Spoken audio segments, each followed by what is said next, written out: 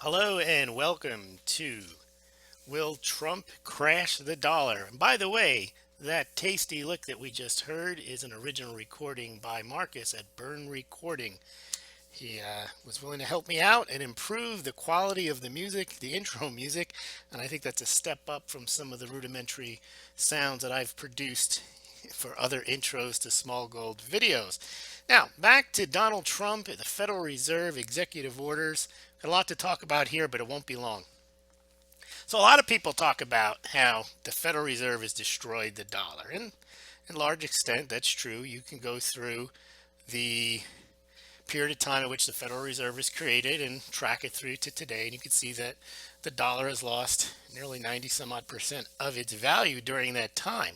However, executive orders can be more dangerous than the Fed or any governmental agencies. And there's two big examples in history, United States history. We'll go through those.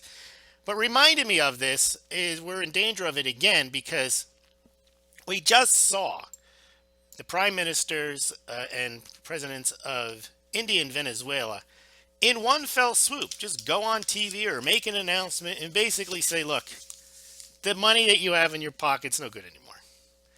So they have the ability through executive action to basically make your money not worth anything. It's fiat money. They say it's worth something, and then they say it's not worth something. Now you say, well, that only happens in these third world countries. No, it happened in the United States. It's happened twice in a big way in the United States in the 20th century. And let's go through those. So, Franklin Roosevelt, everyone knows, confiscated gold in 1933. If you didn't know it, there was an executive order where the president confiscated the gold. But behind that was a devaluation of the US dollar when he did that. He asked or required people to turn in their gold, and the price at the time of gold was $20.67. And you got your $20.67. So you say no harm, no foul. However, subsequent to that executive order, the U.S. Congress passed the Gold Act of 1934, and they raised the price of gold to $35 an ounce, effectively devaluing the dollar 41%. With the stroke of a pen in 1933 and a subsequent congressional act, the president managed to do far more damage than the Federal Reserve. It did half the damage than the Federal Reserve did over the long period of time. A 41% decline in the value of the dollar simply because of the executive action of Franklin Delano Roosevelt. And I'll give you a link to, you think the Fed destroyed the dollar, to some interesting background to the order, some interesting background in general that you can check out that I'm not going to cover here. So if you go to smaulgld.com or you go to the Think Fed Destroyed the Dollar blog post, you can see that information. The next time an executive order destroyed the dollar was Executive Order 11615. Richard Nixon, August 15th. Everyone knows that he closed the gold window, so to speak, and basically ripped up the Bretton Woods agreement, which allowed other central banks to turn in their dollars for gold that the U.S. had at the Treasury. Well, Richard Nixon just decided, in conjunction with his Treasury Secretary, you can bring your dollars all you want, but we're not going to give you gold for them from now on. Well, basically what happened then? Inflation. And the dollar was destroyed as a result of that, because the idea behind, forget the fact that they did the petrodollar and that kept the world's reserve currency, like the US dollar as the world reserve currency. It destroyed confidence in the dollar. You have the president go on TV and tell the world, they had no advance notice of this, just told them, if you're planning on bringing some dollars over and exchanging it for gold, you can't do that anymore. All right. So the dollar was devalued then in the year following Nixon's announcement, 51%. So these two executive orders, you can see, and there's a chart here, it just shows you how the dollar was crashed as a result of these executive orders.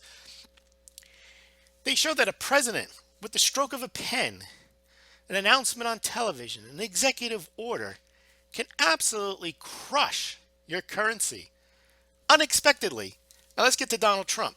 This isn't a prediction, but it's a possibility. Donald Trump has been saying China's been ripping us off for years. And how does he blame? What does he say how China's been doing that? Currency manipulation.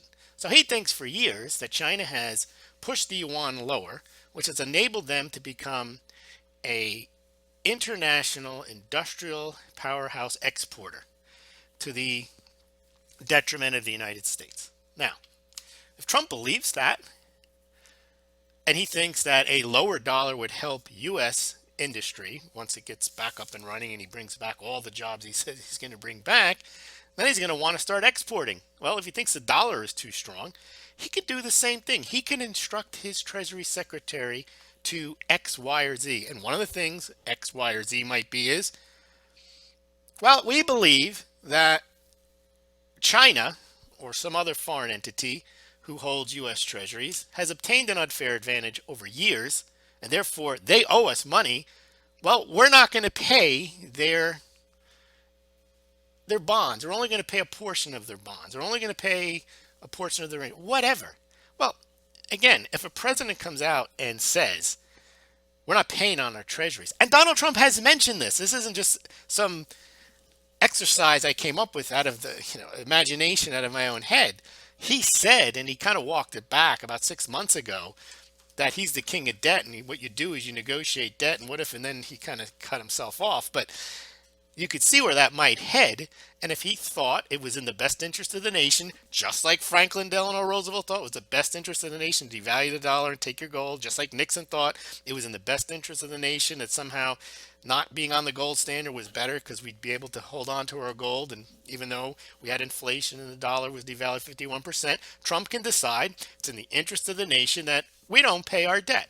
Now, that would probably devalue, at least initially, the dollar in a big way because confidence in the U.S. dollar and the U.S. treasuries would be lost. Now, it's possible that later on the dollar would get stronger because now it's had a jubilee. It doesn't owe this money anymore, and maybe that strengthens the dollar. But that's not the point. The point is to highlight that executive actions can do far more damage, far more quickly, and far more unexpectedly than the Fed could ever hope to do with all of its yakking and jawboning and quarterly trying to raise rates or lower rates or whatever they do.